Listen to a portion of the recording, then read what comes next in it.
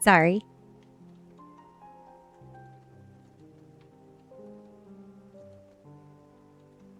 Hello. I was trying to find the right vibe for the stream. I think I found it.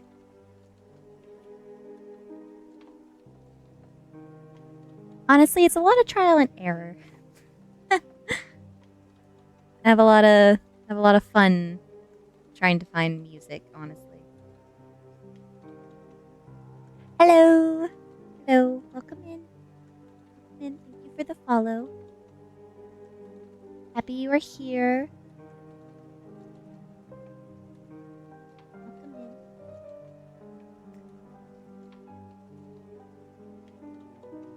in. Well, I am glad you clicked. I do have really great jiggle physics. It is covered by a book right now. But on a normal circumstances, I have really great jiggle physics. Today we are gonna be doing some reading. And finish reading. Maybe finish reading. One of my favorite books. Yeah. It's one of the best ways to get people to click. My jiggle physics. Got that anime girl jiggle physics.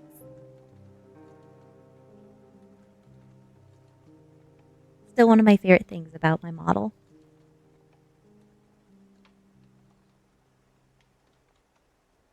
I do love my model.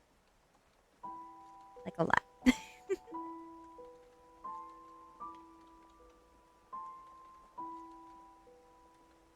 So how have you been? How has your day been?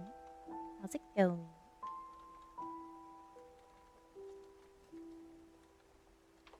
We'll get into the reading in a minute. Gonna get settled in. Oh, it's 7 a.m. for you? Oh, so it's your morning. Well, good morning. Getting ready, I'm guessing?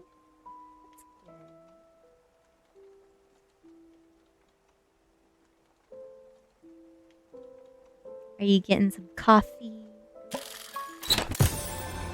Huh? Hello. Hello, Laz. Welcome in. Ooh, mythical meow milk. That's great. That's great. Hello, hello.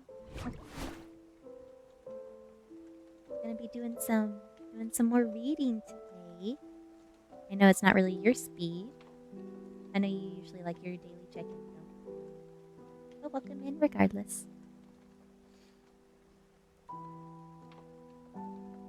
It is my favorite book series though, so if you want to continue listening, you are more than welcome. There's like 6 or 7 books in this series. So it's going to be a long series that I'm going to try to be consistent with. Yeah, we're reading. Yeah. I only do ASMR on doing reading. I don't do ASMR for anything else due to the fact that I am terrible at ASMR. I'm more of a gremlin at heart. I don't know how to do that soft, sultry, ASMR sounds. I'm not good at that. But I figured I could start reading books again. And what better way than to read it and stream it?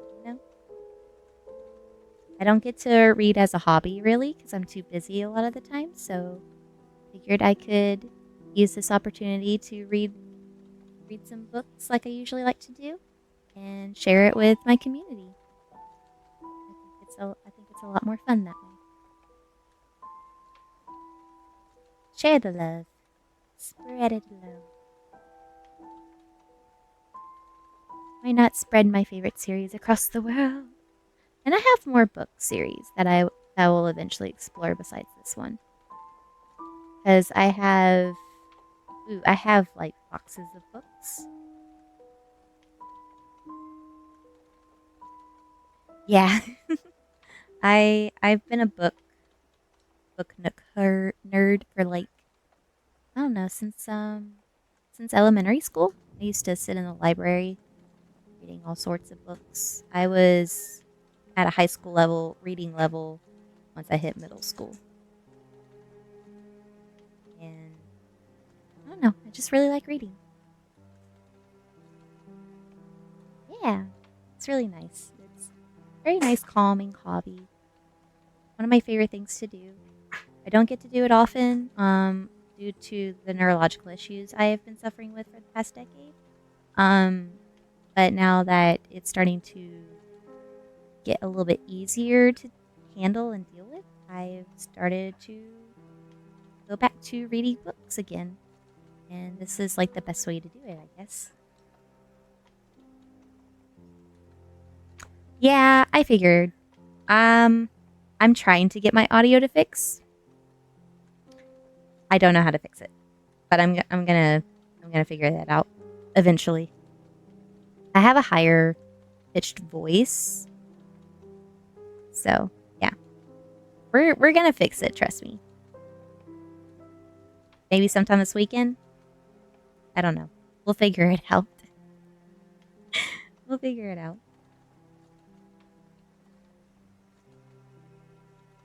I don't think I have an ASMR setting on here, so I will have to figure that out.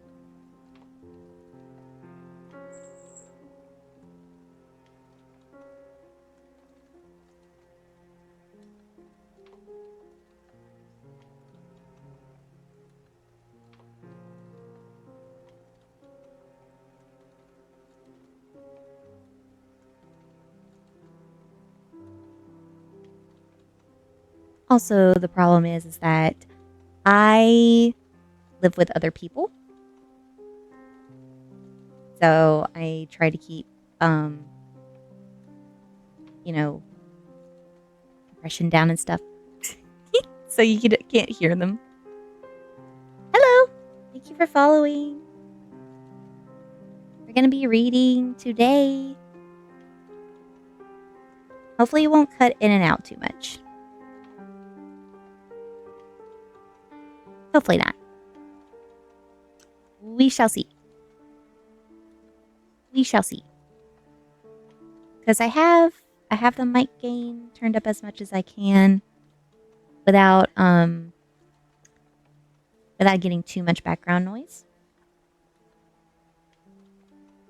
And yeah. So we'll see how it goes. We'll see how it goes. Hi, welcome in. Welcome in.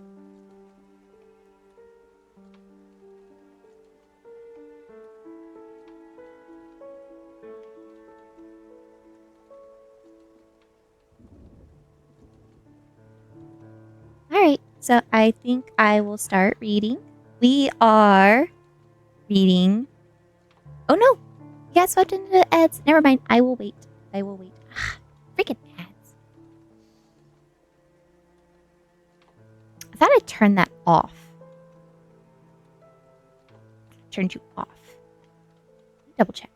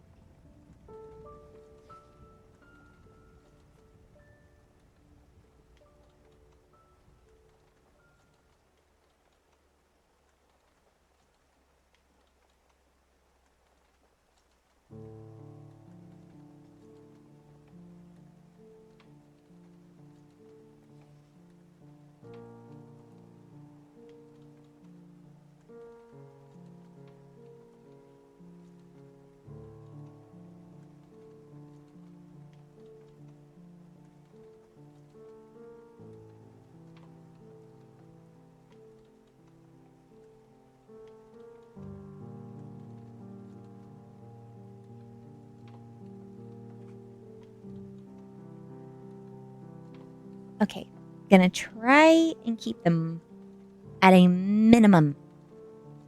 Ads at a minimum. That's what we're doing. That is what we're doing. Okay, so now that you're back, hello, hello. From ads, yay, yay, you. We are reading Vampire Kisses, the series by Ellen Schreiber. Is book 1, Vampire Kisses, book 1. We are on chapter 8. Chapter 8 of Vampire Kisses. And it is better than Twilight. I will forever say that it is better than Twilight. Just letting you know. So, to summarize. Oh, hello. Welcome back. So, as I was saying, we are reading Vampire Kisses by Ellen Schreiber. It is a book series. It is better than Twilight. We are on chapter 8. And I am about to do a summary of what we read beforehand. So the summary is we just met the vampire we suspect is a vampire that moved into the mansion. It was Halloween, and our middle school, high school bully was trying to spray paint the beautiful mansion. We knocked the spray can out of his hand with our iron grip on a tennis racket. The tennis racket flew, and we ran away. That is the best summary I can come up with. Also, we are a very... Oh, hello, Gaisu. Hello. Ooh, luminous love potion. How nice. We are... This is the story of Raven. I'm not trying to sneak a stream. I just stream very randomly at the current moment until I can figure out a good schedule. And we are a character named Raven, who is a goth girl outcast in a small town.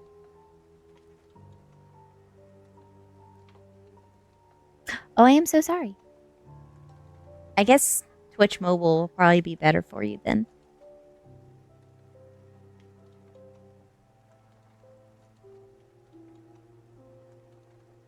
I would switch to Twitch Mobile.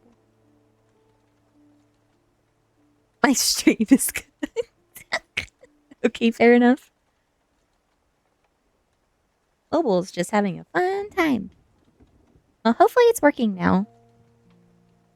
Hopefully it's working okay.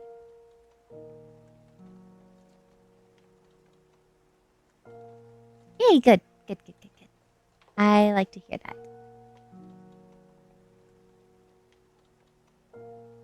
If anything is not working, you can always tell me. I do not mind.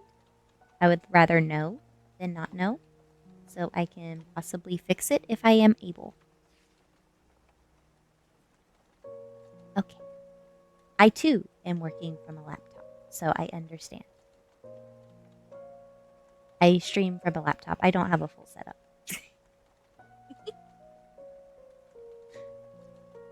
But I do what I can. I do what I can.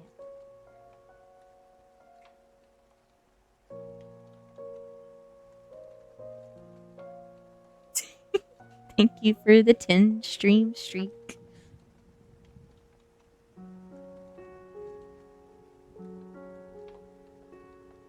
All right, chapter 8. Looking for trouble.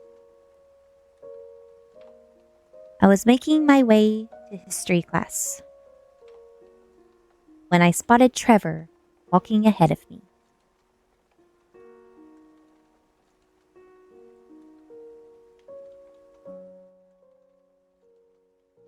Turning down the music. Hello. Welcome in. Sorry, I turned down the music. Couldn't hear myself think. I was making my way to history class when I spotted Trevor walking ahead of me. I noticed something unusual about his indoor ensemble. He was wearing a golf glove on his right hand. To remind you, we did hit him with a racket the night before. Making a fashion statement, I teased, catching up to him. I guess it's a good thing you don't play soccer with your hands. He ignored my comments and continued to walk to class. Guess you'll have to miss a few sessions of graffiti club, I joked, since your trigger finger is out of commission. He stopped and stared at me coldly, but he thought better of speaking and walked on.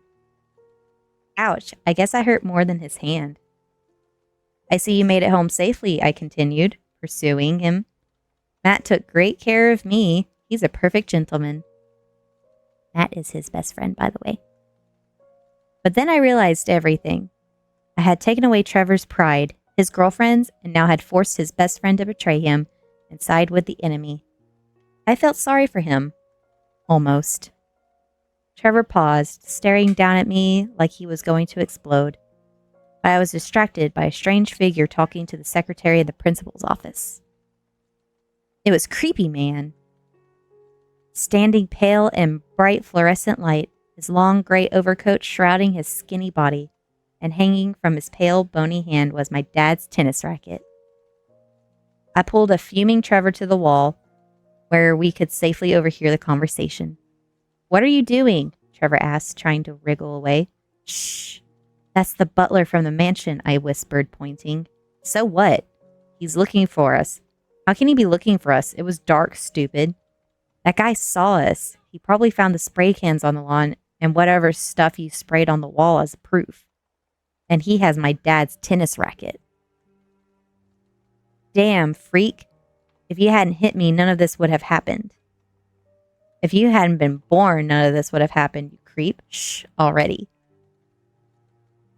Sir, you can leave the racket with us and we can make an announcement, I heard Miss Gerber reply. What'd you say the girl was wearing? A tennis outfit, miss. For Halloween? She laughed and reached for the racket, but Creepy Man drew back. I'd prefer to keep it in my possession for now. If you find the owner, she knows where she can claim it. Good day, he said, and bowed to a charmed Miss Goober. I freaked and pulled Trevor behind a statue of Teddy Roosevelt. It's a trap, I said, squeezing Trevor's gloved hand. I'll show up and the police will be waiting with handcuffs. Students stared at Creepy Man as he walked creepily toward the front doors, glancing around as he left. He was looking for us. He's taking the evidence with him, and that evidence is worth $200, I whispered to Trevor. Yeah, the evidence, he said, against you. Me? Your fingerprints were all over it. That guy saw you too. He only saw me running. He could have been after you. You were mad he ran out of candy, so you sprayed his house until he heard you making noise. Then you dropped your candy and tennis racket when the lights came on, Trevor said, like he was Sherlock Holmes solving the case of the missing tennis racket. I know, the evidence is so expensive. Like, dang, really expensive tennis racket. You're going to pin this on me. I can't believe you.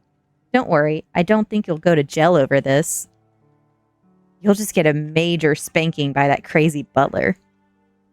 I had gotten in enough trouble for things I had done. I didn't want to be punished for things I hadn't done. Trevor started walking to class. I caught up to him. I'll drag you down so bad if anything happens. Who will they believe, freak? An honor student who is a soccer player? Or a 2-bit gothic chick with one friend who spends more time in the principal's office than in class? You owe me a tennis racket, I shouted helplessly as Trevor sauntered off. I admit it, Trevor had avenged himself for the naked woods night. Because of him, I lost my dad's fancy schmancy racket, and more importantly, he made me the enemy in the eyes of the only people in town who might understand me and be my friends. They were my freedom from Dolesville and my connection to humanity.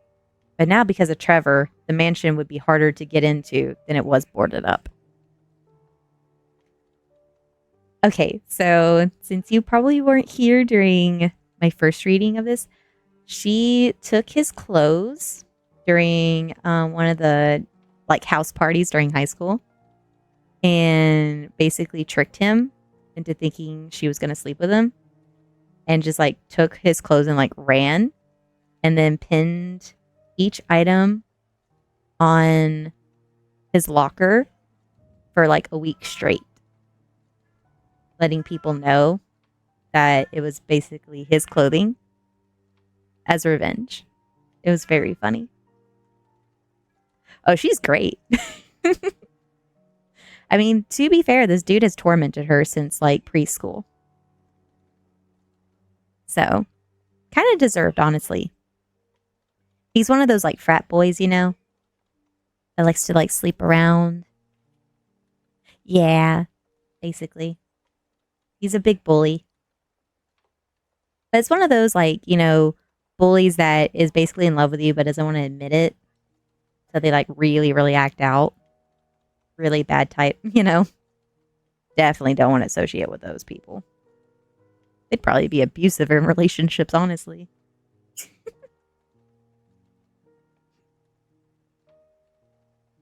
It is very good. I love this series. It is a very good series. We are on chapter 9 now. It's so great. Living hell. You what? My father yelled during dinner after I told him I lost his racket. Well, it's not exactly lost. I just don't have it. Then get it back if you know where it is. That would be impossible right now. But I have a game tomorrow. I know, Dad, but you have other rackets. I tried to deflate the power of that one particular racket. Big mistake.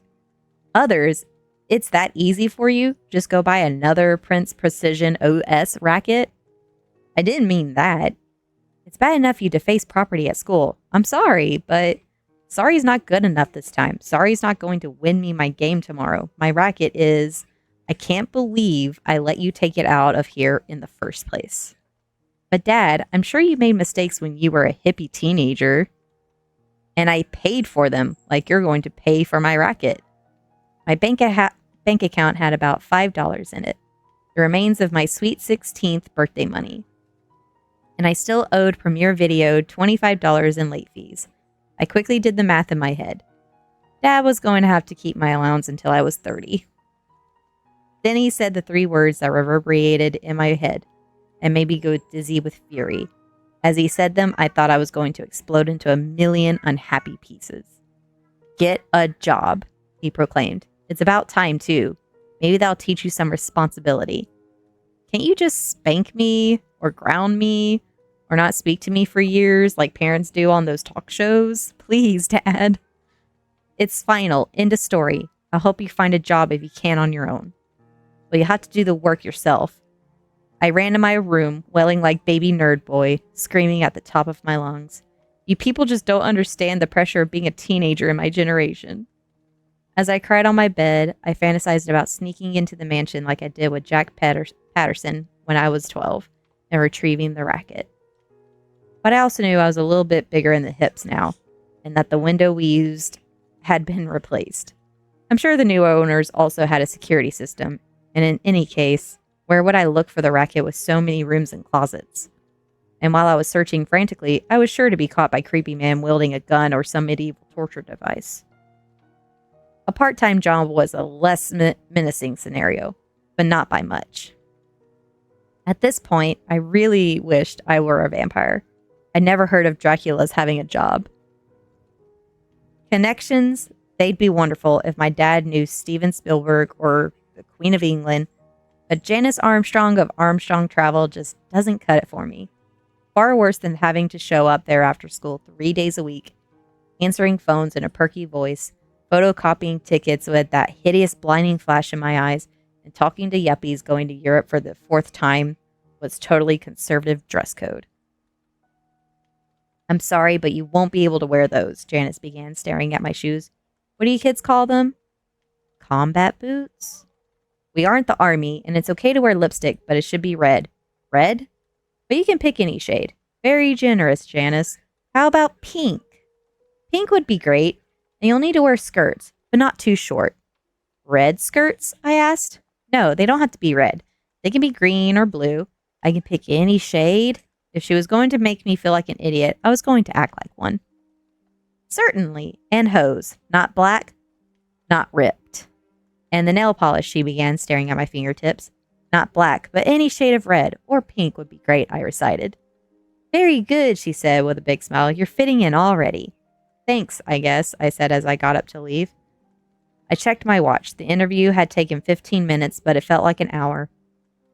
This job was going to be complete torture. I'll see you tomorrow at 4 o'clock then, Raven. Any questions? Do I get paid for the interview? Your father said you were bright, but he didn't mention your wonderful sense of humor. We'll get along great. Who knows? You may want to be a travel agent when you get older. Miss Peevish, my infamous kindergarten teacher, would have been proud. I already know what I want to be, I replied. I wanted to say a vampire just for old time's sake, but I knew she wouldn't get it. What do you want to be? A professional tennis player. They get free rackets. Your guys are about to hit an ad. I will stop for a second and wait for the ad to finish.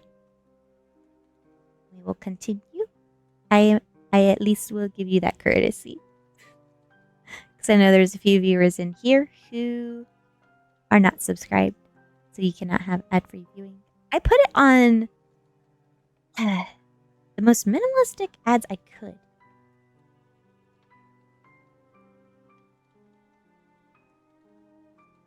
This is the best treat to my coffee. I'm glad you're enjoying it. I am glad you're enjoying it. I just wish I could turn off ads, honestly. It's really annoying that I can't.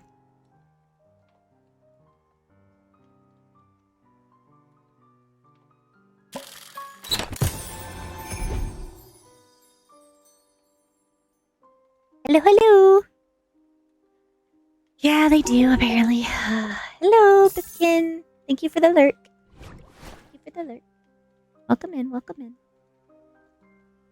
Yeah, apparently billionaires continue to need more money.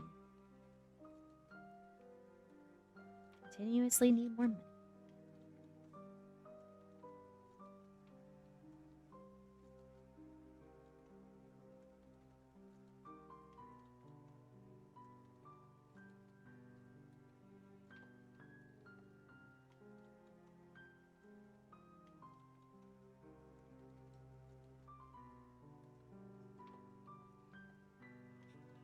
I will never understand the hoarding dragons.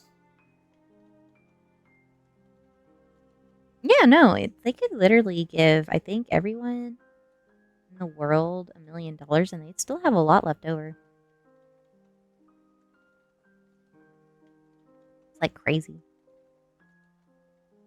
And yeah, it's not like it's in their bank account, but like their assets and stuff could still be liquidated and everything. It's like they don't need all that.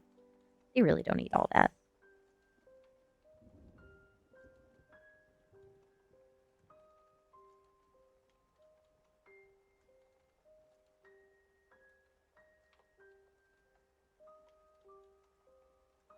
All right, I will continue. I think we're out of ads now.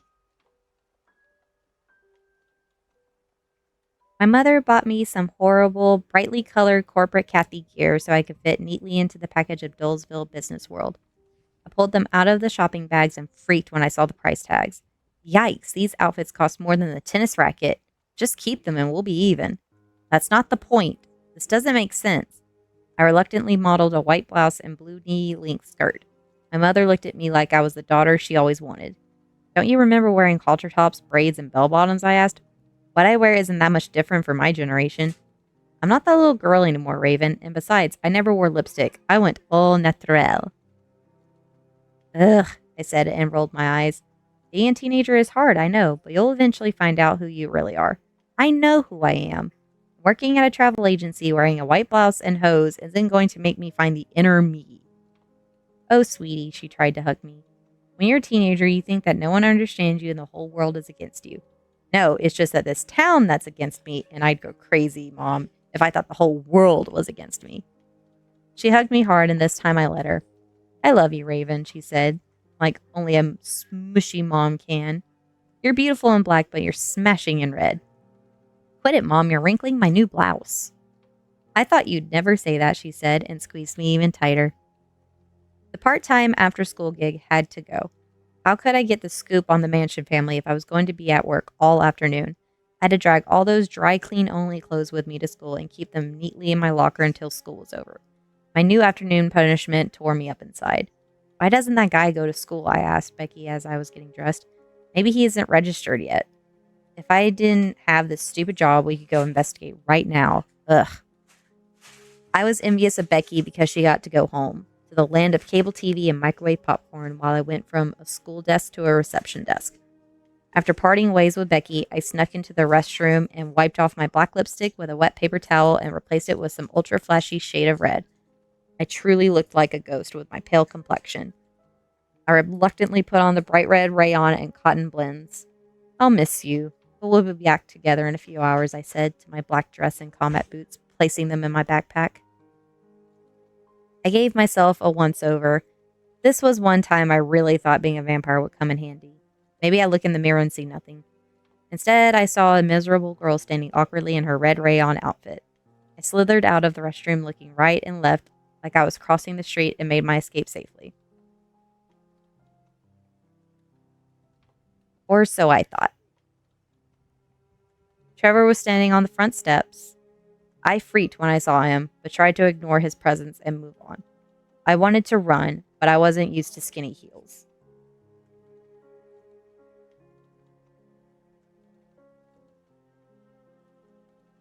Hey, Halloween's over, he shouted, following me. Where's your tennis skirt? Going to some costume party at Susie's secretary? I continued to ignore him. But he grabbed my arm. I couldn't let him know I was working or where I was working, and most of all, that I was working because I had to pay my father back for the tennis racket Trevor had made me lose. It would have brought him too much joy. He looked me over, that same look he had given me when he first saw me in my tennis outfit. This time, I was a corporate dream girl. So where are you going? None of your business. Hi, welcome in. Welcome in. Hello, hello. Hello, hello. You're reading? You're reading Vampire Kisses?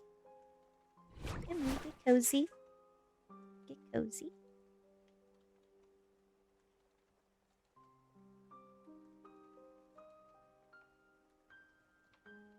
Hi. Thank you for the daily boba.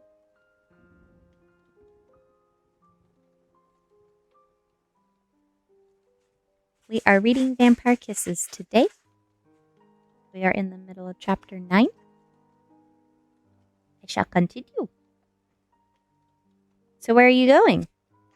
None of your business. Really? I didn't think we kept secrets from each other. Get lost already. I'll just walk with you then.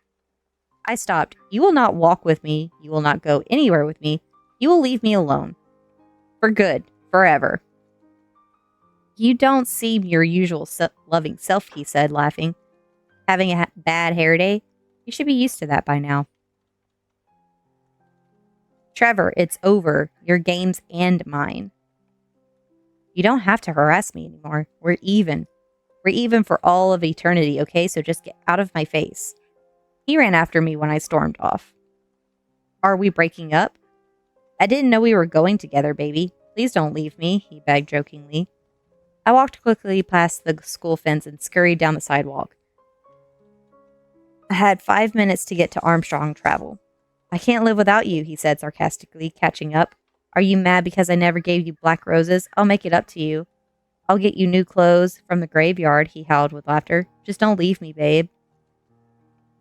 Cut it out. I was fuming. He probably had $200 in his back pocket, and I'd have to work for eons in a place I hated because of his stupid antics. Just tell me where you're going. Trevor, quit it. Get out of here. I'll get a restraining order if I have to. Do you have a date? He wasn't going to give up. Go away. You're meeting someone. Buzz off. Do you have an interview? An interview with a vampire? Get out of my face. Are you going to work? I stopped. No. Are you totally crazy? That's so lame. You are. You've got a job. He danced around. I'm so proud of you. My little gothic baby has found herself a job. I was fuming inside, trying to better your life Or are you paying Daddy back for that fancy little tennis racket? I was ready to hit him, and this time sent his head flying off into the distance instead of a can of spray paint. Just then, Matt pulled up. Trevor, dude, you said you'd be on the steps. I don't have time to drive all over town trying to find you. We have to go. Good, your babysitter found you, I said. I'd offer you a ride to work, but we have places to be, Trevor teased. As the Camaro whizzed off, I looked at my watch. Great, my first day of work, and I was late. Hi, Neo. Hello, hello. Welcome in. Welcome in. We are reading Vampire Kisses. We just finished chapter 9. We are on chapter 10 now. Welcome in. Get cozy. Get cozy. We are reading one of my favorite series. I'm glad you're liking the book. I am so glad you're liking it. It is definitely my favorite series. I have loved it. Oh God. Wow, 2 decades. 2 decades since I've read this series and loved this series. And it is like it's been in my brain hole for so long. I actually have multiple signed copies of the manga and the first edition from the author from winning Halloween contests where I dressed up as Raven. I even made one of the cover dresses for one of the contests and that one, and I was really, really proud of that. I'll have to show you pictures eventually of the original cover photos of these books before they switched. Because they were really, really pretty. It was like my inspiration for making that dress. I wanted it to be my prom dress. It's really pretty. But yeah, I still have that dress actually. Probably should wear it again eventually. Eventually. We are in an ad right now. I will wait until we are out of ad.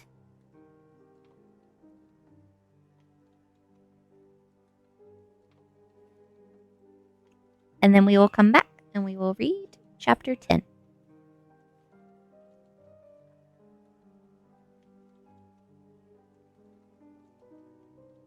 forget how many chapters it says, actually. How many chapters are you? 22. 22 chapters. There are 22 chapters. Gremlin hydration powder to hydrate you. To hydrate you. We also have Twister Sister now, hydration powder. Sour Submission. It's an energy powder. There's also protein powders. Beach towel, blanket, soap.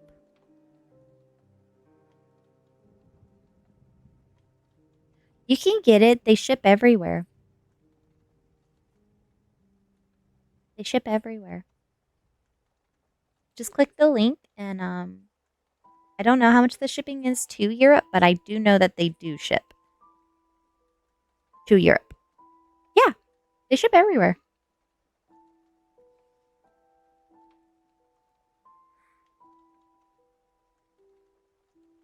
Yeah. I used to have a friend that lived in Romania.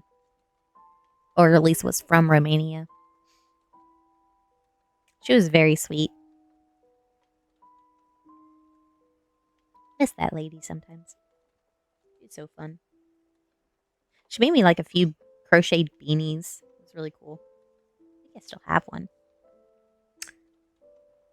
Ooh, we are out of the ad now. Yeah, definitely do. Definitely do. It's really great. It's really great. All right. Chapter 10. Working Ghoul. Big Ben, the Eiffel Tower, and a Hawaiian sunset loomed behind the reception desk at Armstrong Travel. Constant reminder that there was life outside Dolesville and that excitement was very, very far away. The only thing exciting about working at Armstrong's was the gossip. Under normal circumstances, I found the scandals of the town quite boring. The mayor seen cavorting with a Vegas showgirl, a local TV reporter from YS faking an alien abduction story, a brownie leader embezzling earnings from the cookie bake-off. But now life was different. There have been mansion family sightings.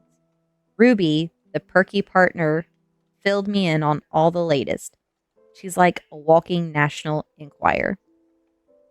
It's still a mystery what the husband does, referring to the mansion family, but he's obviously wealthy. The butler does the grocery shopping at Wexley's on Saturday at exactly 8 o'clock p.m. and picks up the dry cleaning on Tuesdays, all dark suits and cloaks. The wife is a tall, pale woman in her mid-40s with long, dark hair, and she always wears dark sunglasses. It's like they're vampires, Ruby concluded, not knowing about my fascination. They've only been seen at night. They look so ghoulish, dark, and brooding, like they're straight out of a B-movie horror flick. And no visitors have been inside that house. Not one. Do you think they're hiding something?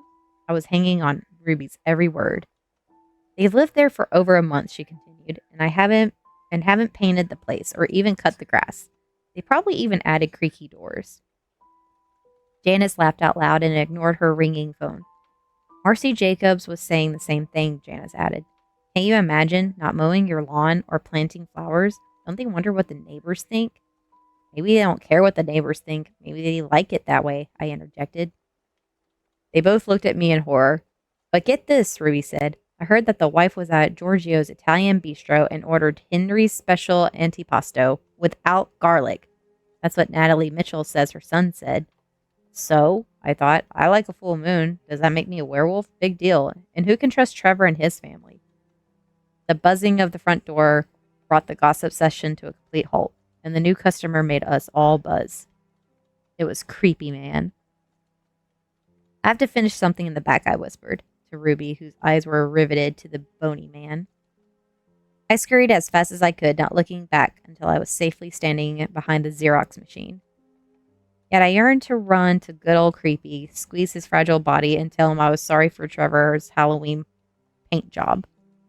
I wanted to listen to all he had to say about the world as he knew it, his adventures and travels, but I couldn't, so I cowered behind the copy machine and copied by hand.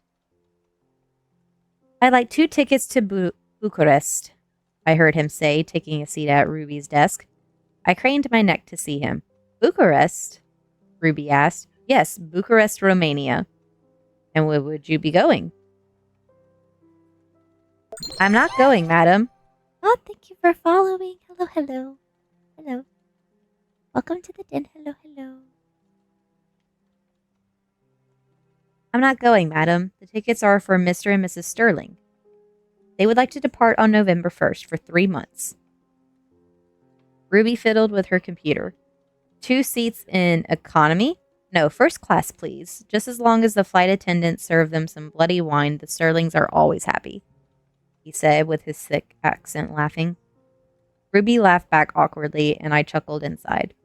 She went over the itinerary and handed him a copy. It's like giving blood, the cost of tickets these days, Creepy Man laughed, signing. This was getting good. Ruby swiped his credit card. And you're not going, sir? She asked as he signed his name, trying to pull more info out of him.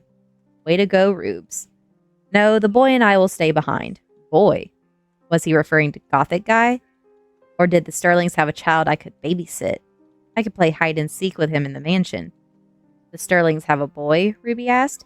He doesn't get out much. Stays in his room listening to loud music. That's what they do at 17. 17! Did I hear him right? 17. He was talking about Gothic guy. But why wasn't he in school? He's always had a tutor, or as you say in this country, he's been homeschooled? Creepy Man answered, as if he had read my mind. Or he should have said mansion-schooled. No one was homeschooled in Dullsville. 17, Ruby repeated, trying to pump more information from his brittle bones. Yes, 17, going on 100. I know how that is, Ruby interjected. My girl just turned 13 and thinks she knows everything. He acts like he's lived before, if you know what I mean, with all his grand opinions about the world. Hello, hello. Oh, thank you for redeeming your boba. Hello, thank you. Thank you, thank you.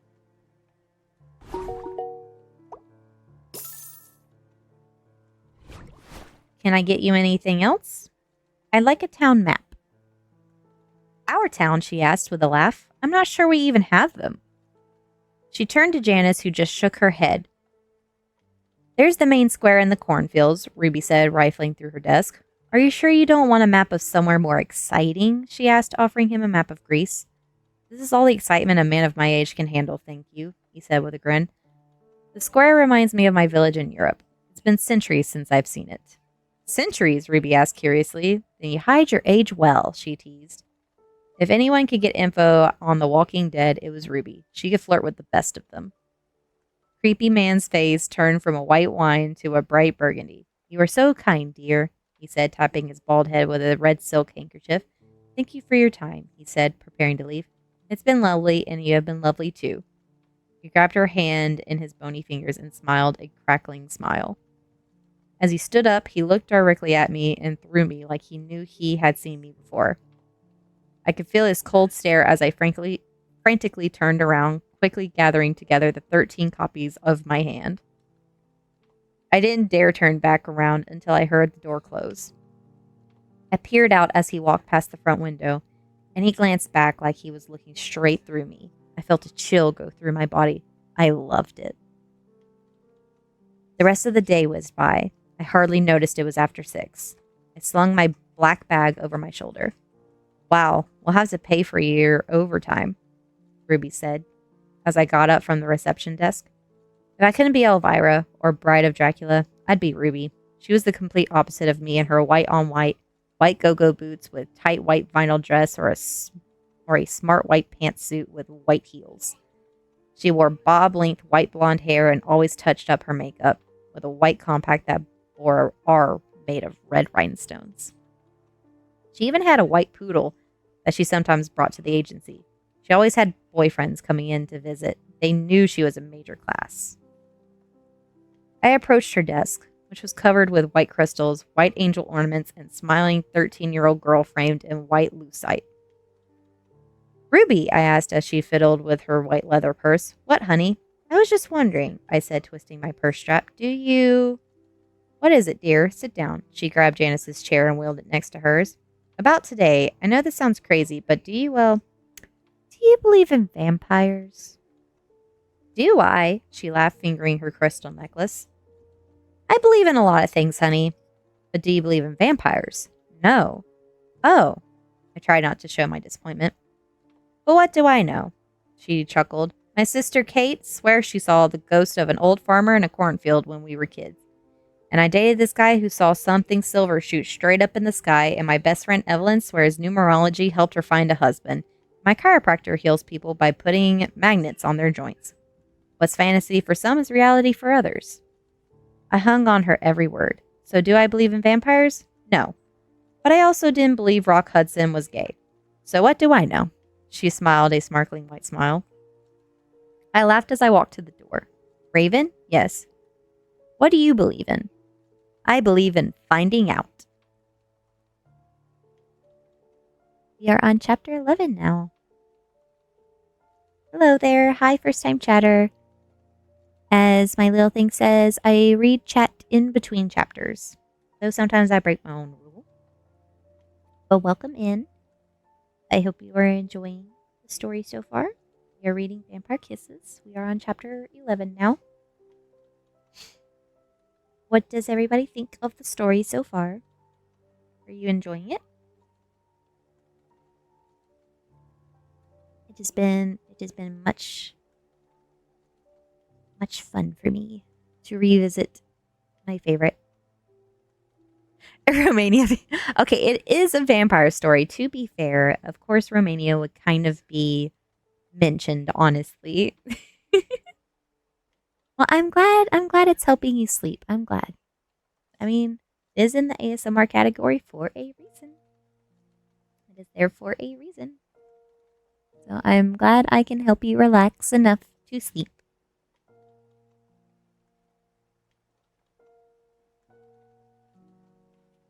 But yeah, since it's a vampire story, I figured Romania would be mentioned, since that's where most vampire legends come from. Mm-hmm. Yeah, they do. They have those vampire legends quite often.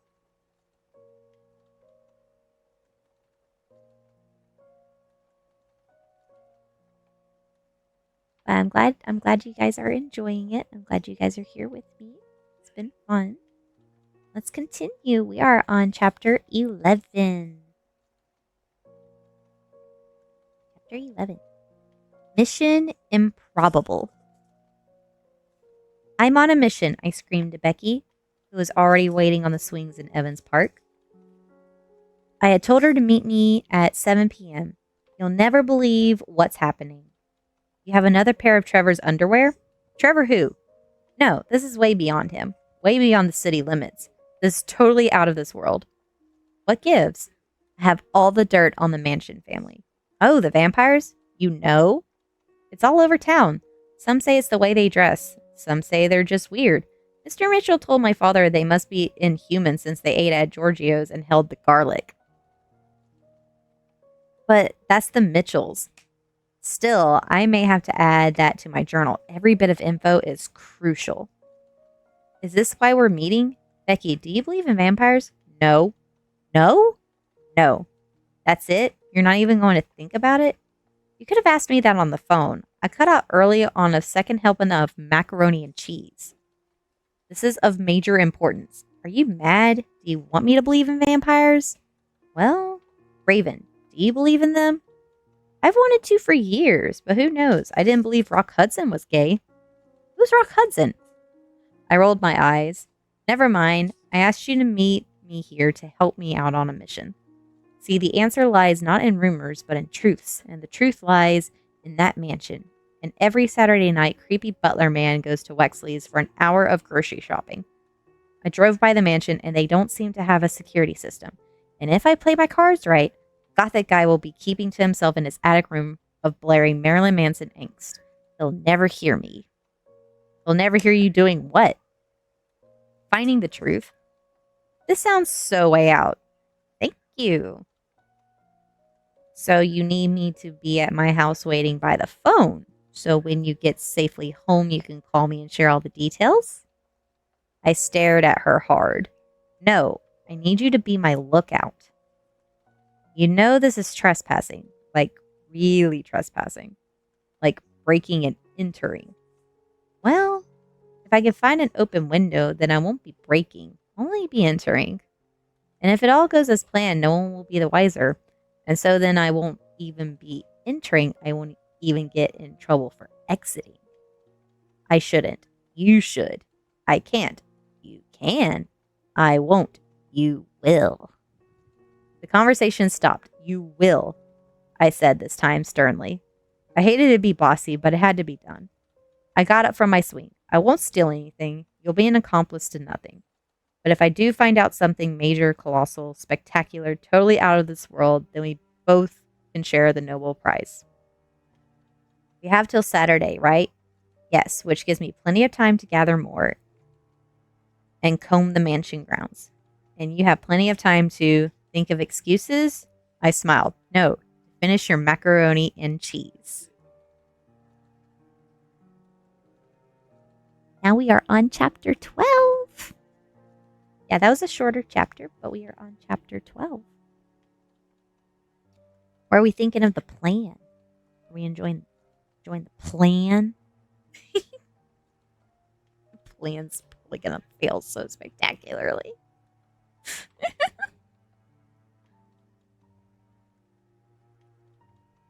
And yeah. Is that a good thing or a bad thing?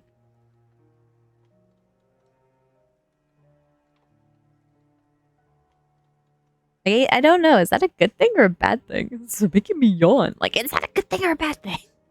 Okay, good. Okay. Especially since it's like in the AM for you. I don't know if that's a good thing. It's like you're supposed to be waking up, not going back to sleep.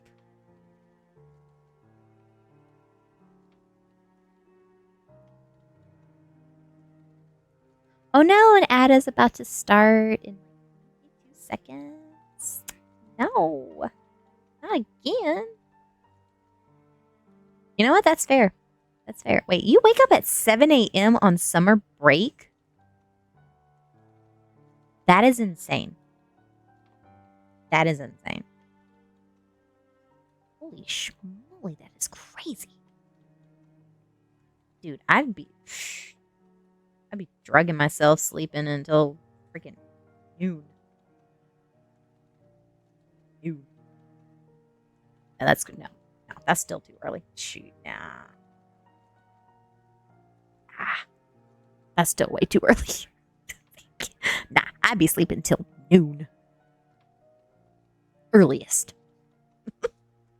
Earliest. That's fair.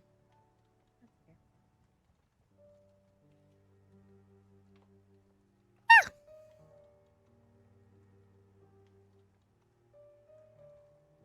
I don't know. I prefer sleeping in as much as I can. I used to be an insomniac.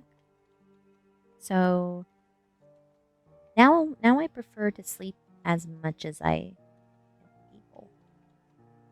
Plus, I don't really get good quality sleep. So whenever I am asleep, I really value it.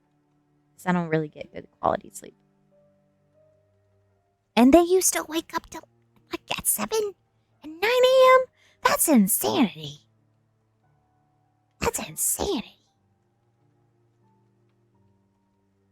It's crazy, bro. It's crazy.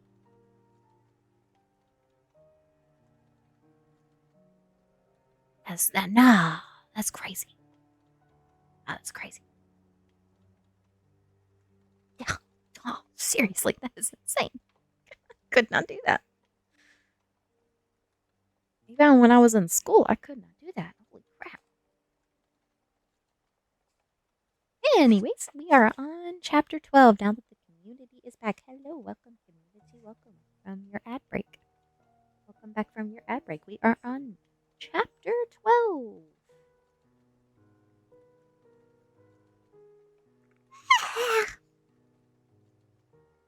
Chapter 12, Quitting Time.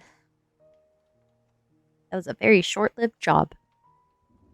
Short-lived. It was better than graduation day, the day my part-time job was over. I had safely cleared $200 after taxes. Enough for dear old dad to buy a sparkling new tennis racket and a new can of high, bright neon yellow tennis balls. That's actually my yawn. But thank you. My yawn. Thank you. I felt a little tinge of melancholy as I picked up my sweater to leave Armstrong travel. My check safely in my purse. Ruby gave me a huge hug, a real hug. Not like Janice's porcelain baby doll hug. I waved goodbye to Big Ben, the Eiffel Tower, and the Hawaiian sunset. Feel free to come back any time, Ruby said. I'm really going to miss you. You're one of a kind, Raven. You are too. She really was, and it was nice to have finally bonded with someone who was different from the average Dolesvillian. Someday you'll find a one-of-a-kind guy who is just like you. Thanks, Ruby. It was the most tender thing anyone had ever said to me. Just then, Kyle Garrison, Dolesville's golf pro, came in to flirt with Ruby. She had found a lot of one-of-a-kinds for herself, but she deserved it.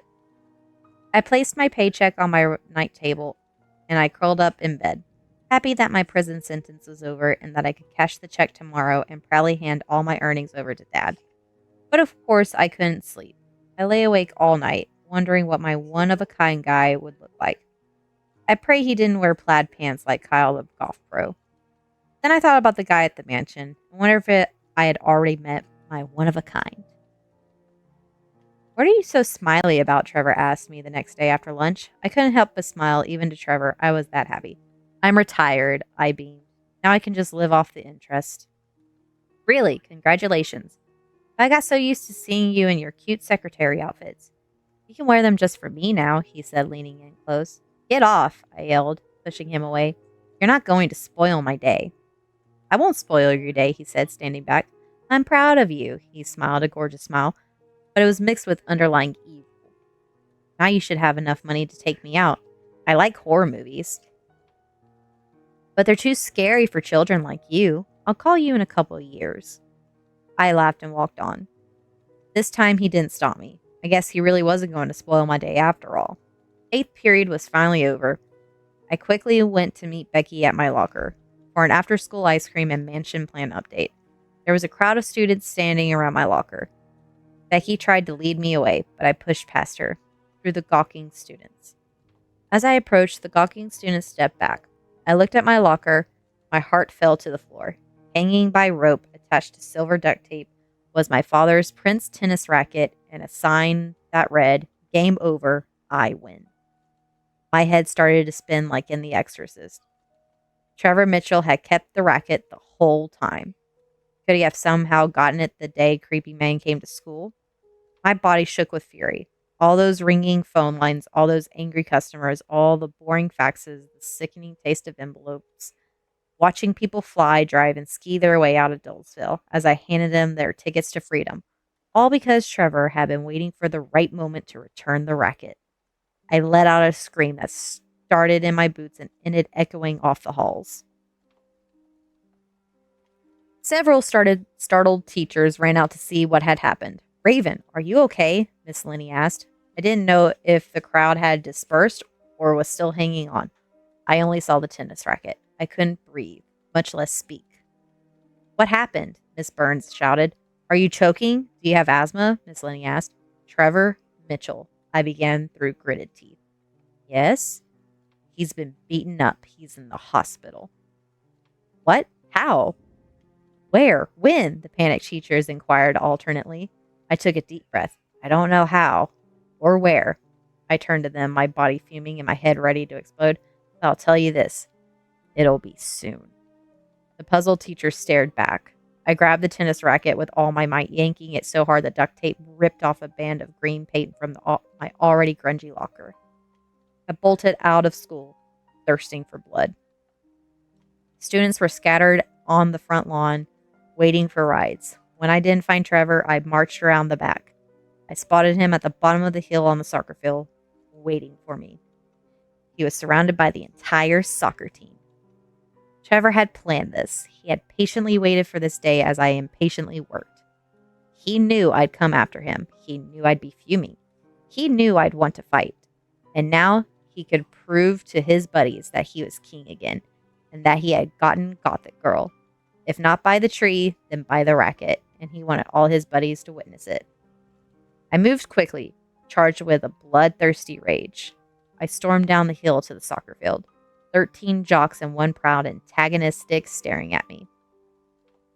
Everyone waiting for me to get the bait, and the bait was Trevor. I pushed past the soccer snobs and walked up to Trevor, clutching my dad's racket, ready for the kill. I had it the whole time, he confessed. I chased that freaky butler dude down that day after school. He wanted to give the racket back himself, but I told him I was your boyfriend and he seemed disappointed. You told him you were my boyfriend? Gross. It's grosser for me, babe. You'd be going out with a soccer player. I'd be going out with a freak show. I pulled back the racket to take a swing. I was going to return it sooner, but you look so happy going to work. You're going to have to wear more than a golf glove when I get through with you this time. I swung at him and he jumped back. I knew you'd come running after me. Girls always do, he announced proudly. His crowd of puppets laughed. But you're running after me too, aren't you, Trevor? He stared at me, puzzled. It's true, I continued. Tell your friends, they're all here. I'm sure they knew it all along. Tell them why you're doing this. What are you talking about, freak? I could see by his expression he was ready for a battle, but he wasn't expecting to play this kind of game. I'm talking about love, I said coyly. The whole crowd laughed. I had a weapon that was better than any $200 racket. Humiliation. To accuse a soccer snob of being attracted to a gothic girl was one thing, but to use this mushy-gushy word in front of a 16-year-old macho guy was sure to bring the house down. You're really freaking out, he shouted. Don't be so embarrassed. It's rather cute, really, I said smugly and smiled at the goalie. Trevor Mitchell loves me. Trevor Mitchell loves me, I sang. Trevor didn't know what to say. You're on drugs, girl, Trevor declared. Lame comeback, Trevor. I looked at all his smiling soccer snobs friends and then glared at him. It was so obvious the way you felt. I should have known all along. Then I said in my loudest voice, Trevor Mitchell, you're in love with me. Right, you clown. Like I have a poster of you on my bedroom wall. You're nothing but a skank. The skank bit hurt. But I let the pain fuel me for the next round. You didn't go to Oakley Woods with a poster. You didn't dress up like a vampire to impress a poster.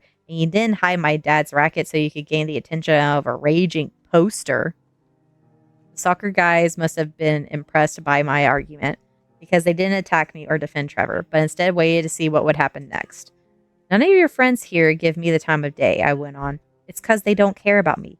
But you care. You care like crazy. You're telling me the time every day. You're crazy. You're nothing but a drugged up, freaked out loser girl, and that's all you'll ever be. Trevor looked at Matt, who only smiled awkwardly and shrugged his shoulders. There were snickers from his other mates and whisper words I couldn't hear. You want me so bad, I shouted in his face, and you can't have me. He came at me, everything swinging. And it was a good thing I had my dad's tennis racket to defend myself against his punches. There must have been something pitiful about a furious jock trying to attack a girl, or maybe Trevor's gang of soccer dudes secretly enjoyed seeing him humiliated, because they pulled him back, and Matt, along with the goalie, stepped in front of me like a handsome barricade. Just then, Mr. Harris blew his whistle for practice. There was no time for thank yous to Matt and the others, or, gee, this has been fun. We'll have to do it again sometime. I ran back up the hill triumphantly. I couldn't wait to tell Becky. Did I really believe Trevor was in love with me? No. It seemed as unlikely as the existence of vampires. Mr. Popular loves Miss Unpopular, but I had made a good case. The important thing was everyone had bought it. I was finally free. Now we're on chapter 13. What's funny is I've actually had a similar fight with a few bullies in middle school. It's actually really funny how many guys will be super mean to you to get your attention as a girl. It's really funny how many guys will be super mean to you to get your attention and pretend like they're not interested in you and bully you, only to turn around and it be completely true. A lot of the time you find out like a little bit later or years later, or they ask you out that same year. But it does happen quite often, more than you really realize. And it happened to me quite often. That's why I related to this part a lot.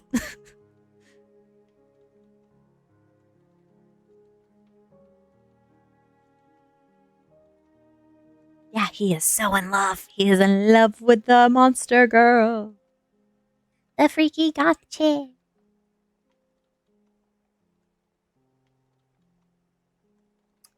And it is definitely one of those, want what you can't have. Well, I'm glad the ASMR is working. I'm glad I can help. I figured this was better ASMR than,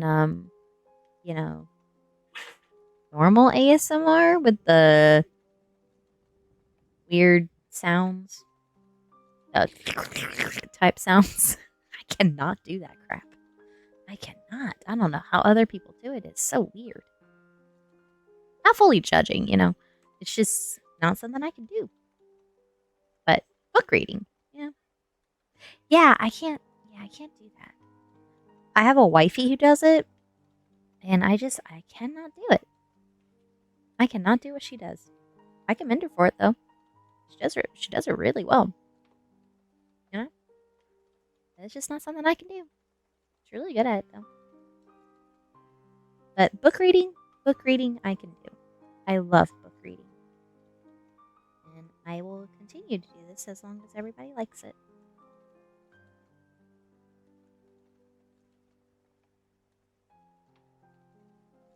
That's all I can hope for, I guess. All I can hope for. That everybody likes it.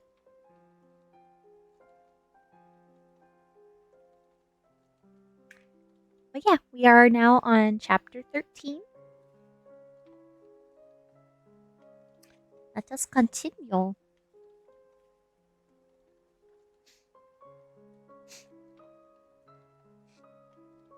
Chapter 13. A Girl Obsessed. Yeah. Some of the chapters are short. Others are not.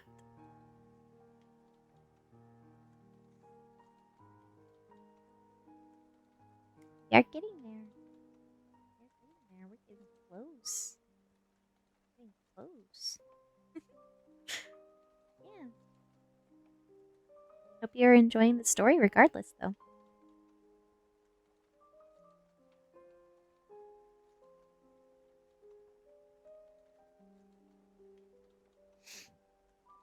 Okay. Chapter 13. Girl Obsessed. Yeah. Suddenly, other Dillsvillians reported Gothic guy sightings. He's really great looking, but a major weird fest must be going on in that haunted house, Monica Havers whispered to Josie Kindle in algebra class. He actually came out of his dungeon? Yeah, and Trevor Mitchell spotted him coming out of the cemetery at night and said he had blood dripping from his mouth. And when Trevor drove closer, he suddenly disappeared. Really? Hey, you're hanging out with Trevor again? No way. Everyone knows he's in love with that Raven girl. But get this. I saw that ghost guy at the movies last Friday alone. Who goes to a movie by himself? Only a loony loser crazy person, Josie said. Exactly. I rolled my eyes in total disgust. Then after dinner, I was at the 7-Eleven with Becky, picking up a soda for my mom, when I noticed a tabloid headline that read, I gave birth to a two-headed vampire baby. Well, it must be true then, I joked. Vampires do exist. I read it in the National Lair.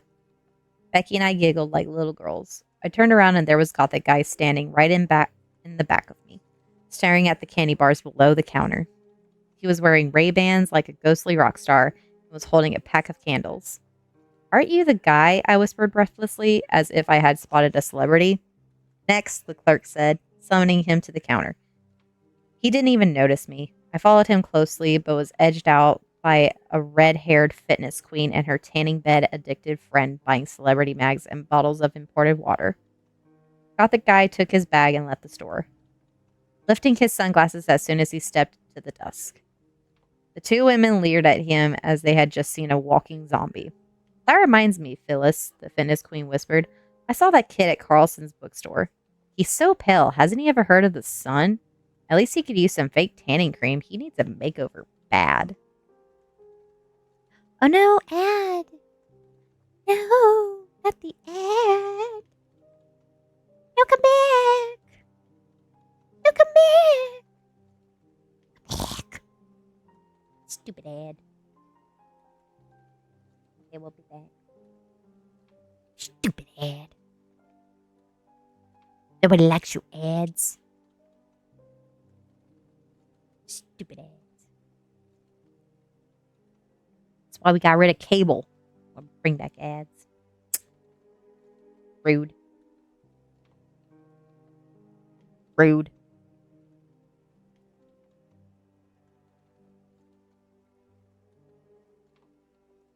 Rude.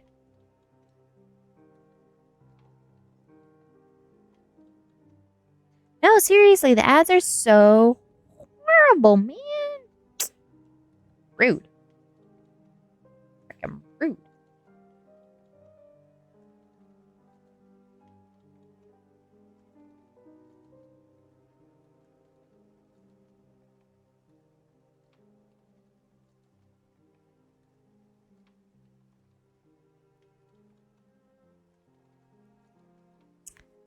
What?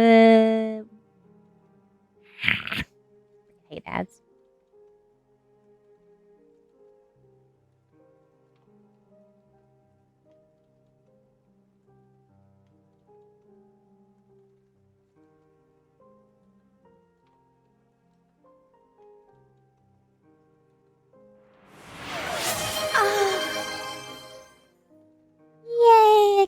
sub. Oh my goodness. Ah, gifted sub. And now I'm going to look like this for a little bit.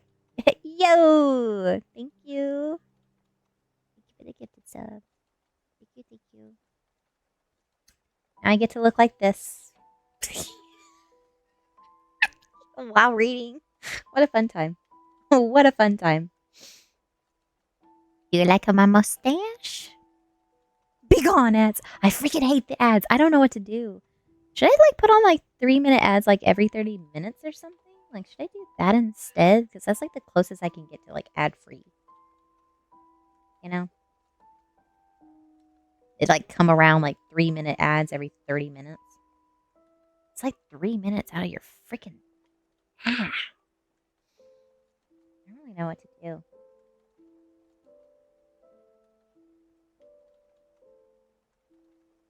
I want it to not be so disruptive, you know? Because it feels like it's every 5 minutes. Yeah.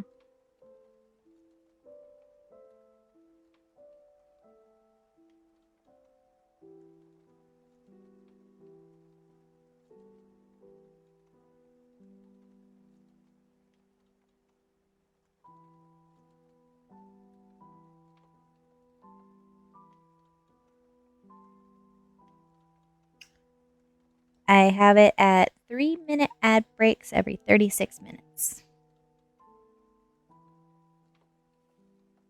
Maybe that'll help. Maybe that'll help. Especially for newer viewers. Maybe that'll help. I hope. I lost my place. Because I was complaining about ads.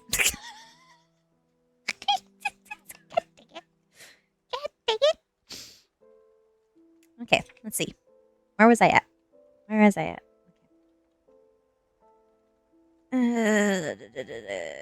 Bookstore. Fake tanning cream. Okay, I think I found it. We're good. I found it. See, this is why I need a bookmark, an actual bookmark on my credit card. Ha ha ha ha. Anyways.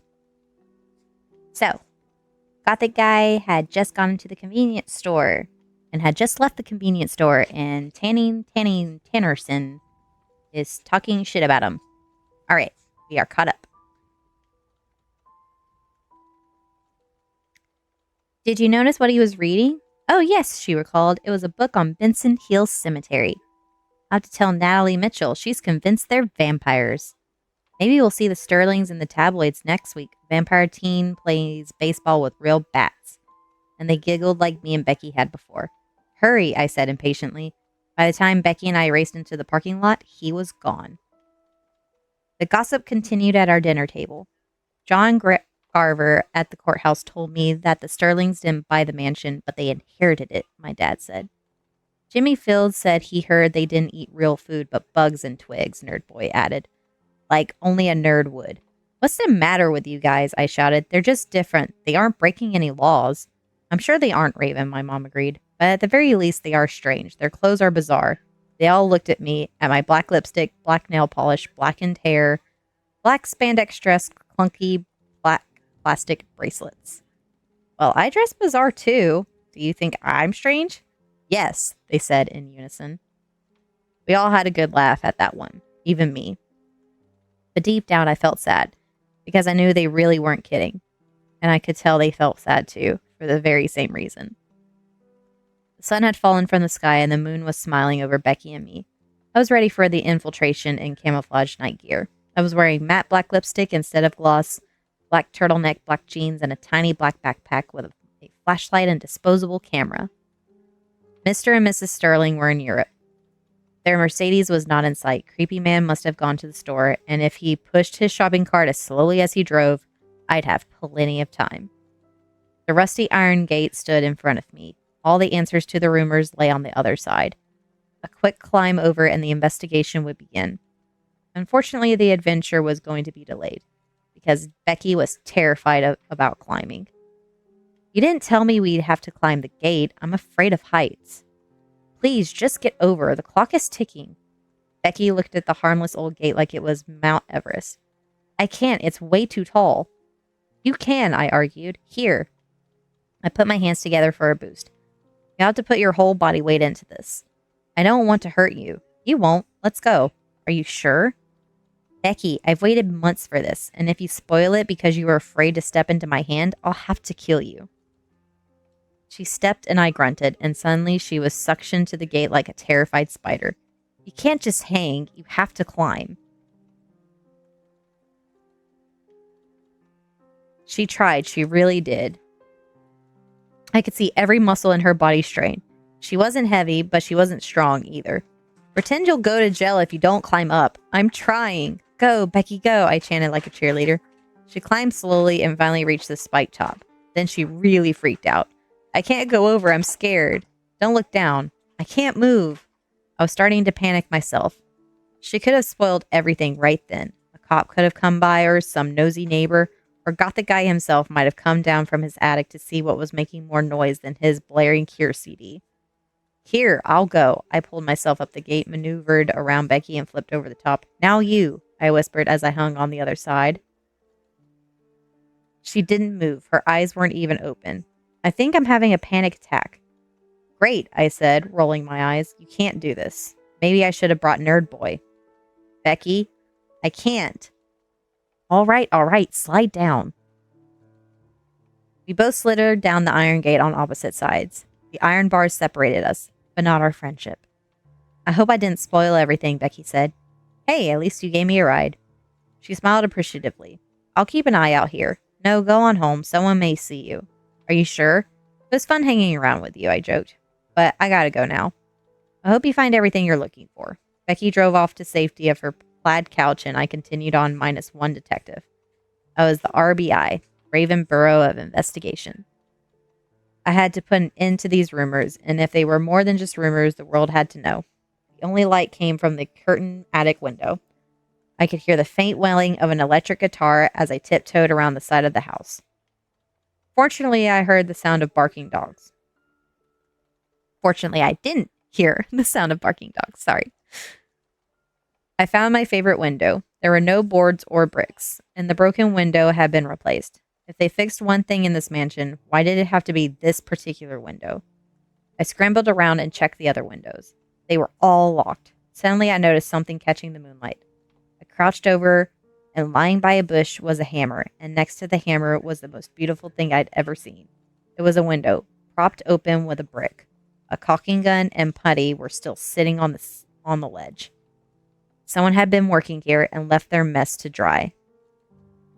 I kissed my new friend, the helpful brick, with my hand.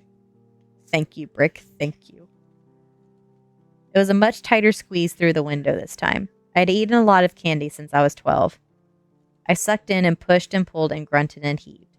I was through. I was in. I high-fived the air and the dark, musty, dusty basement air that filled the mansion dungeon. My flashlight guided me around crates and old furniture. I saw 3 rectangular objects leaning against the wall covered with blankets. Paintings? My flesh tingled with anticipation as I grabbed the corner of the blanket and slowly pulled it back. I gasped. A face with 2 frozen eyes stared back at me. It was a mirror. I clutched my heart's racing heart. A covered mirror. I pulled the blankets off one after the other. They were all mirrors. Gold-framed, wood-framed, rectangular, and oval. It couldn't be. Who covers their mirrors? Only vampires. I continued to search the basement. I uncovered china, dishes, and crystal goblets. Not the kind of glasses I was used to drinking from. Then I found a box that was labeled Alexander's Watercolors, filled with drawings of an estate just like the one I was standing in. There were other paintings too. Spider-Man, Batman, and Superman.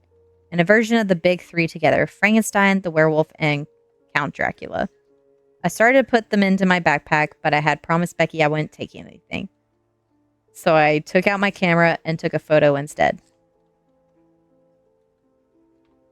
I found a dusty rolled parchment with a faded family tree. There were long, unpronounceable names of duchesses and barons going back centuries. And then at the bottom, Alexander. But no dates of births or deaths. Finally, I uncovered 3 crates marked soil. They had Romanian customs stamps on them. As I made my way toward the stairs, I tripped over something covered in a white sheet. This is what I had come for. It had to be a coffin. The object was the right size for a coffin and sounded like wood when I tapped my knuckles on it. I was as afraid as I was excited. I closed my eyes and yanked the sheet off. I took a deep breath and opened my eyes wide.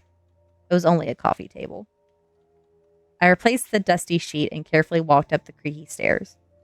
I twisted the glass door handle and pushed, but to no avail. I pushed again with all my might, and the door suddenly burst open. I went flying into the hallway. Portraits of a silver-haired man and woman lined the hallway, along with some wild paintings that could have been Van Gogh or Picasso's. I'd have known for sure if I had paid attention in art. I felt like I was in a museum, except there were candles and not fluorescent lights. I tiptoed into the living room. The furniture was Art Deco, very stylish. Huge red velvet curtains hung over the windows. The windows I had once waved a red baseball cap through. I could hear the Smiths pulsing through the ceiling. I looked at my glow-in-the-dark watch. It was already 8:30. Time to leave. But I paused at the bottom of the grand staircase. I couldn't go upstairs. It would be ultra risky, but I had to see everything. When would I ever get a chance like this again? The first room I entered was a grand study. Books upon books. The Sterling's very own library. But no librarian. Thank goodness. Just came to check out Crime and Punishment. Would not go over very well with Creepy Man. I peeked quickly into the other rooms. I had never seen so many bathrooms on one floor. Not even a football stadium had so many. A small guest bedroom was surprisingly Spartan with a single bed. The master bedroom had a canopy bed with black lace curtains stripping around the columns. There was a vanity but no mirror. Little combs and brushes and nail polishes. Shades of black, gray, and brown. I was about to look into the closet when the music suddenly stopped. I heard footsteps overhead. I slipped down the stairs fast. I didn't look back and made sure not to lose my footing and stumble or fall like those girls do in Friday the 13th movies. Fiddling with the door locks, my fingers shook uncontrollably, like those foolish horror flick girls. I was making way too much noise. As I tried to unlock the top bolt, I saw the bottom bolt turning from the other side. I ran down the hallway, but hearing footsteps coming from that direction, I doubled back and headed into the living room. There wasn't time to open the windows, so I threw myself behind the red velvet curtains. "I'm back," I heard Creepy Man call in his thick Romanian accent. "Wexley's will be delivering tomorrow as usual. I'm going to retire now." No one responded. You can't get them to shut up when they're 3. But when they're 17, they won't even open their mouths. I heard him mumbling to himself as he walked slowly past the grand staircase. "Always leaving doors open," I heard Creepy say, and shut what must have been the door to the basement. I peeled myself out of the curtain and ran and unbolted all the front door locks in record time. I was ready to make my escape when I felt something familiar, a presence again.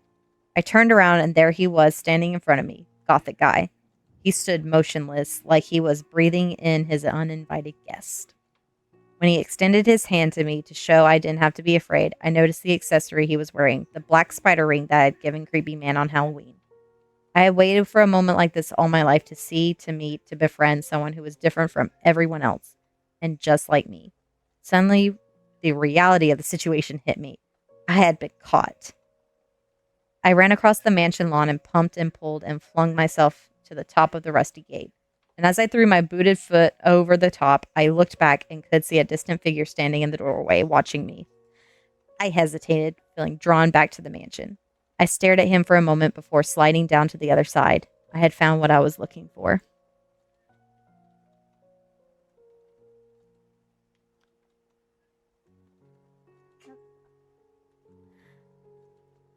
Hi! How's everybody doing? I think I am going to end it there for tonight. We are on chapter 14, ending on chapter 14. But I think I'm going to end it there. I hope you guys have been enjoying this book series reading. I'm glad that you enjoyed it. We are getting into the things. Yeah. She keeps running into him, which is nice. Maybe they'll actually meet next time that we read. Yeah. Hope you guys have been enjoying it.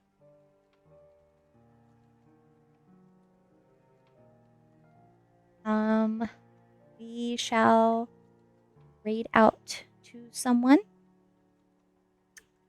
and I hope you guys have a wonderful evening, wonderful sleep, wonderful nap, whatever time it is, wherever you are, and good work days ahead. I will see you guys in the next stream, which should be Friday. I'll be streaming with my girls. So I will see you. I will see you in the next stream.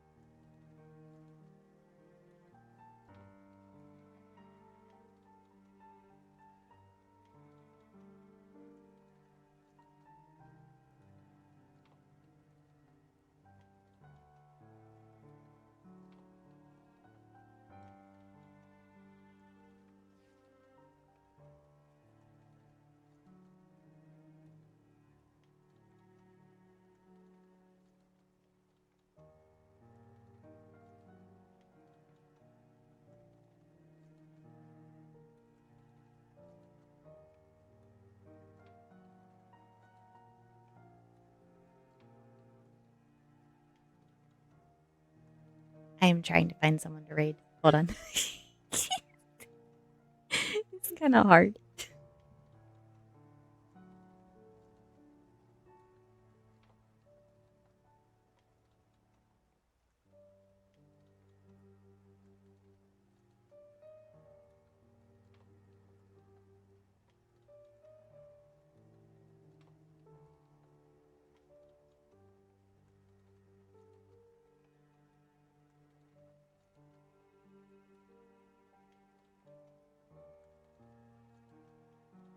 You just missed. I am done reading. You just missed it. Instead, you were lurking. I just finished.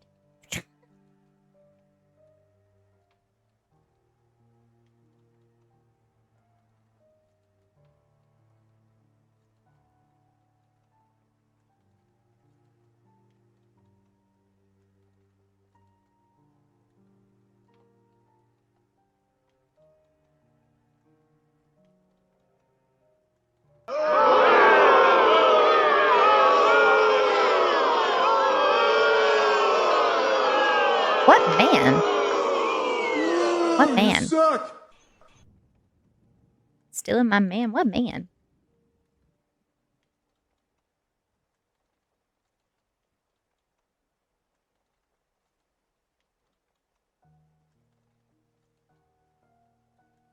Which one?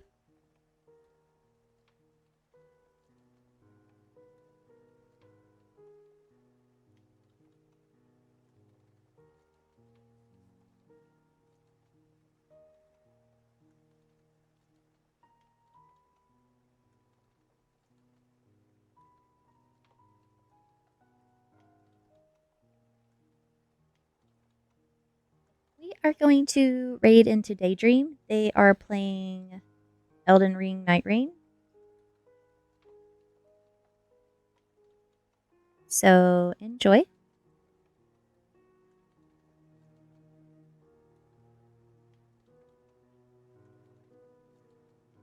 He's not happy. He enjoys the berries in the streaming. He don't want to leave.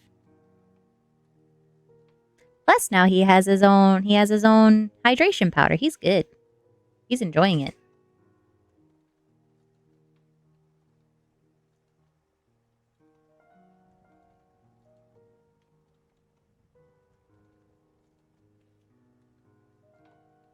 All right, let us raid into the Elden Ring. I couldn't find any ASMR book readers, so we're not doing that. We're just gonna raid into an Elden